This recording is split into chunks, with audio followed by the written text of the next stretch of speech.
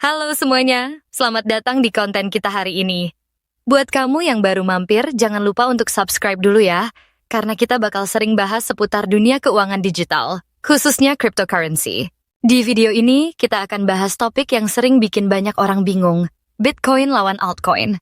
Mana yang sebenarnya lebih baik? Mana yang lebih aman buat investasi? Yuk, kita bahas tuntas dari awal sampai akhir. Mungkin banyak dari kalian yang sering dengar kata Bitcoin dan altcoin, tapi belum benar-benar paham perbedaannya. Nah, sederhananya, Bitcoin adalah mata uang kripto pertama dan paling terkenal. Sedangkan altcoin adalah sebutan untuk semua mata uang kripto lainnya yang bukan Bitcoin. Jadi, Ethereum, Solana, Cardano, hingga Dogecoin, semuanya termasuk altcoin. Bitcoin pertama kali diperkenalkan pada tahun 2009 oleh seseorang atau sekelompok orang yang menggunakan nama samaran Satoshi Nakamoto. Tujuan awalnya adalah menciptakan sistem pembayaran digital yang tidak memerlukan perantara seperti bank.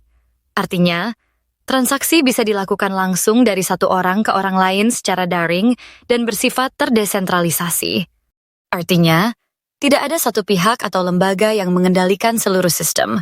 Data transaksi disimpan dalam jaringan komputer di seluruh dunia yang disebut blockchain. Blockchain adalah semacam buku besar digital yang mencatat setiap transaksi secara terbuka dan tidak bisa diubah. Salah satu alasan kenapa Bitcoin dianggap emas digital adalah karena jumlahnya terbatas. Hal ini membuat Bitcoin dianggap sebagai aset yang langka dan berpotensi tinggi nilainya dalam jangka panjang. Di sisi lain, altcoin muncul karena banyak pengembang yang merasa bahwa Bitcoin punya keterbatasan. Mereka ingin membuat versi mata uang kripto yang lebih cepat, lebih murah, atau punya fitur tambahan seperti kontrak pintar.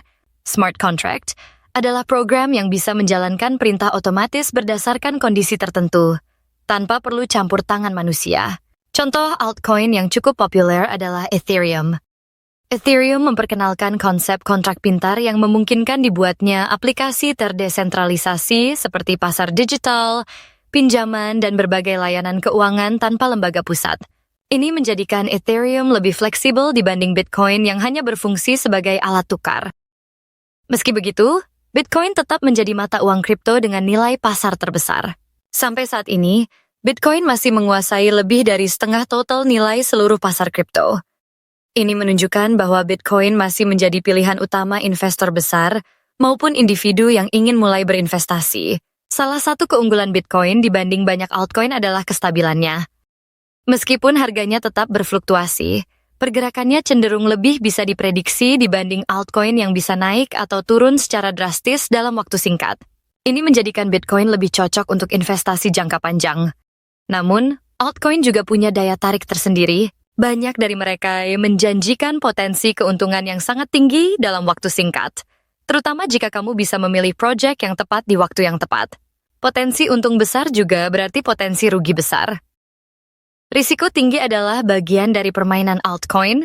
Banyak investor pemula tergoda masuk ke altcoin karena harganya yang lebih murah dibanding Bitcoin. Tapi murahnya harga tidak selalu berarti murah dari sisi nilai. Banyak altcoin yang tidak punya fungsi jelas atau dibuat hanya untuk menarik perhatian sesaat. Maka dari itu, penting banget untuk melakukan riset sebelum membeli. Salah satu cara melakukan riset adalah dengan membaca dokumen resmi dari project altcoin tersebut, yang biasa disebut white paper. Di situ biasanya dijelaskan apa tujuan proyeknya, siapa tim pengembangnya, teknologi yang digunakan, dan bagaimana cara kerjanya. Jika proyek tidak punya white paper atau timnya tidak jelas, sebaiknya hindari. Dari sisi kepercayaan, Bitcoin masih unggul jauh.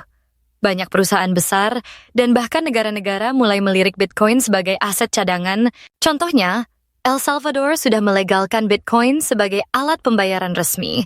Dan beberapa perusahaan publik seperti MicroStrategy dan Tesla juga menyimpan Bitcoin dalam neraca keuangan mereka. Altcoin jarang mendapatkan dukungan sekuat itu.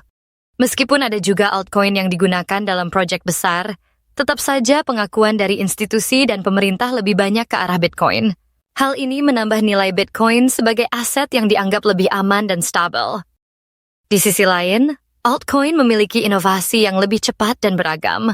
Karena tidak terikat pada satu visi seperti Bitcoin, banyak pengembang altcoin berani bereksperimen dan menciptakan teknologi baru yang bisa mengubah cara kita bertransaksi dan berinteraksi di dunia digital.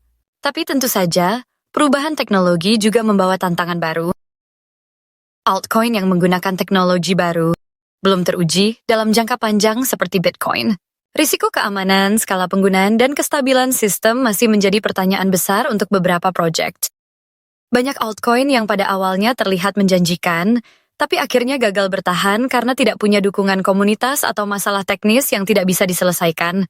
Maka dari itu penting untuk tidak hanya melihat potensi keuntungan, tapi juga menilai kualitas proyek secara menyeluruh. Salah satu strategi yang umum digunakan oleh investor adalah membagi portofolio. Misalnya, sebagian besar dana dialokasikan ke Bitcoin sebagai aset utama yang relatif stabil, lalu sebagian kecil untuk mencoba altcoin yang potensial. Ini bisa membantu mengurangi risiko sambil tetap membuka peluang keuntungan. Perlu diingat bahwa pasar kripto masih sangat muda dan belum sepenuhnya diatur oleh pemerintah. Ini berarti ada banyak kebebasan, tapi juga banyak ketidakpastian hukum. Bitcoin sudah mulai diakui secara luas, tapi banyak altcoin masih dianggap sebagai sekuritas, aset berisiko tinggi oleh otoritas keuangan. Risiko penipuan juga lebih besar di dunia altcoin. Banyak proyek yang menjanjikan keuntungan besar dalam waktu singkat ternyata hanya skema penipuan. Selalu curiga jika ada proyek yang terdengar terlalu bagus untuk jadi kenyataan. Salah satu ciri altcoin yang berkualitas adalah adanya komunitas pengguna yang aktif dan transparansi dari tim pengembang.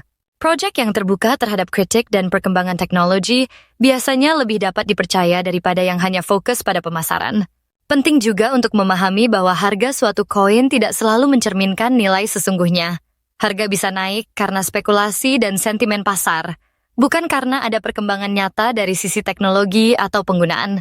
Maka dari itu, investasi kripto bukan sekadar soal ikut tren atau mengejar cuan cepat, tapi juga soal memahami teknologi, melihat visi jangka panjang, dan bersiap menghadapi perubahan pasar yang cepat dan tidak terduga.